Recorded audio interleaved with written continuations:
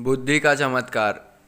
एक बार किसी राजा के दो मंत्रियों में वाद विवाद हो गया। एक कहता है कि धन की प्राप्ति व्यापार से होती है, दूसरा कहता है व्यापार से नहीं, बुद्धि से धन प्राप्त किया जाता है। इस बात पर कई दिनों तक उनका वाद विवाद चलता रहा और एक दिन आपस में हाथापाई हो गई।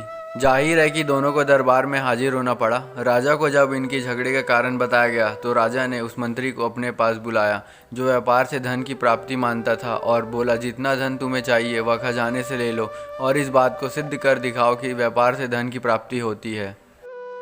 इसके बाद दूसरे की बारी आई। राजा ने पूछा, तुम्हें विश्वास है कि बुद्धि से धन प्राप्त किया जा सकता है? मंत्री ने उत्तर दिया, महाराज, बुद्धि के द्वारा संसार की हर वस्तु को प्राप्त किया जा सकता है, उसके लिए व्यापार ही जरूरी नहीं। राजा बोला, ठीक है, और उसे कुछ न देकर बिना वेतन अपने अस्तबल में घोड़े की देखभाल का काम सौंप दिया। दोनों मंत्रियों को आदेश हुआ कि 6 महीने के अंदर अपनी बात प्रत्यक्ष कर दिखाए, वरना दोनों को कड़ी सजा दी जाएगी। जिस मंत्री को खजाने से बहुत सा धन मिला था उसने सारों शहरों में दुकान खोल दी और अधिक से अधिक पैसा बनाने के चक्कर में दिन रात परेशान रहने लगा, जबकि दूसरा अस्तबल में बैठकर सोचने लगा कि वह किस तरह पैसा बनाए जाए। तभी उसे एक तरकीब सूझी। उसने घोड़ों की लीद को सूंघना शुरू कर दिया। राजा के अस्तबल में 700 घोड़े थे और हर घोड़े पर एक सवार नियुक्त किया गया था। मंत्री को घोड़े की लीद सूंघते देख अस्तबल के कर्मचारियों में खलबली मच गई। वे मन ही मन डर गए, ना जाने मंत्री क्यों घोड़े की लीद सूंघ रहे हैं। एक दिन अस्तबल के मुखिया ने पूछा, महाराज, आप घोड़े की लीद क्यों सूंघते हैं? मंत्री गंभीर हो गया और बोला, इस बात का पता लगाना चाहता हूँ कि घोड़े कमज़ोर क्यों होते जा रहे हैं। अब मालूम हुआ कि तुम लोग इतने नमक हराम हो, घोड़े के हिस्से का दाना खुद खा जाते हो और उन्हें केवल घास ही मिल पाती है। यह बात राजा को बतानी पड़ेगी। यह सुनकर मुखिया की जान संकट में पड़ गई। सोचा, मंत्री ने यह बात राजा को बता दी तो सबको नौकरी से निकाल दिया जाएगा, साथ ही कठोर दंड भी मिल जाएगा। उसने सभी सवारों से पैसा इकट्ठा किए और एक खासी रकम मंत्री के हाथ देते हुए प्रार्थना की वह बात की चर्चा महाराज से ना करे। कुछ ही दिन के अंदर मंत्रियों ने हजारों रुपए लाकर राजा के सामने रखा। मंत्री का यह कमाल देखकर राजा को आश्चर्य हुआ। राजा ने उसे अस्तबल से हटाकर समुद्र की लहरें गिनने में लगा दिया। अब मंत्री जी सुबह से शाम तक समुद्र के किनारे बैठने लगे, जैसे सचमुच लहरों को गिन रहे हो। एक दिन जहाज़ों के कप्तान ने मंत्री जी को समुद्र के किनारे बैठे देख लिया। वह मंत्री जी के पास आया और वहां बैठने का कारण पूछा। मंत्री जी बोले, कई बात ऐसी है जो सबको नहीं बताई जाती। यह समझ लो कि महाराज ने लहरें गिनने का काम मुझे सौंपा है, लेकिन तुम्हारे जहाज़ों के आने जाने से लहरें टूट जाती है और राजा की आज्ञा का पालन नहीं हो पा रहा है।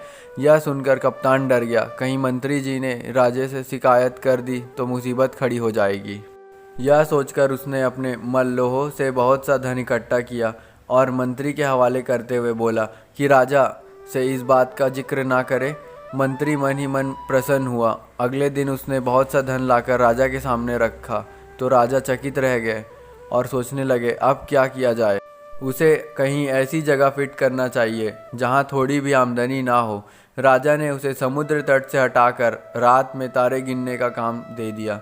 अब तो रोज ही मंत्री महोदय शाम के वक्त घर से निकल पड़ते और वह रात भर आसमान में देखे आंखें गड़ाकर बस्ती में घूमने लगे। अचानक एक रात मंत्री जी उस बस्ती में पहुंचे जहां नगर के धनी व्यक्ति ऊंची हवेलियां बनाकर रहते थे।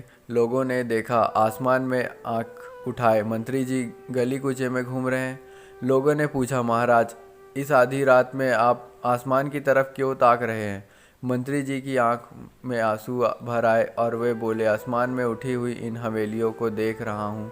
इतना कहकर वह फूट फूट कर रोने लगे। लोगों ने कहा, इसमें रोने की क्या बात है? मंत्री जी ने उत्तर दिया, रोना इसलिए आ रहा है कि इतनी सुंदर हवेलियों को बहुत जल्दी गिरा दिया जाएगा। फिर लोगों ने पूछा, ऐसा किस लिए? पूछने पर मंत्री जी ने बताया कि महाराज ने मुझे तारे गिनने का काम दिया है और तुम्हारी इन ऊंची हवेलियों के कारण मुझे इस काम में असुविधा हो रही है, इसलिए इन्हें गिराना पड़ेगा, तभी राजा की आज्ञा का पालन किया जा सकता है। नहीं नहीं, ऐसा नहीं हो सकता। बस्ती के लोग मंत्री जी के आगे हाथ जोड़कर बोले, आप महाराज को समझाइए कि ऐसा नहीं होगा। बिना इन्हें गिराए भी तारों को गिना जा सकता है। हवेलियाँ गिरा दी गई तो हम लोग उजड़ जाएंगे। आप जितना पैसा चाहते हैं वह हमसे लेकिन इन हवेलियों को बचा लीजिए। अच्छा, कोशिश करूँगा। इस बार मंत्री जी ने बहुत बड़ी रकम बस्ती के लोगों से निकाल ली और उसे लाकर राजा के सामने पटक दिया। मंत्री की इस विलक्षण बुद्धि पर राजा की आंख खुल गई। उसे विश्वास हो गया कि मंत्री ने सच कहा है। बुद्धि के द्वारा संसार की हर वस्तु को प्राप्त किया जा सकता है। 6 महीने के अंदर मंत्री ने अपना बात को प्रत्यक्ष कर दिखाया।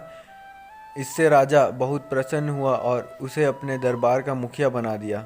आपको यह कहानी कैसी लगी नीचे कमेंट करके हमें ज़रूर बताइएगा। अगर आपको यह कहानी पसंद आई हो तो अपने दोस्तों के साथ शेयर करें। धन्यवाद।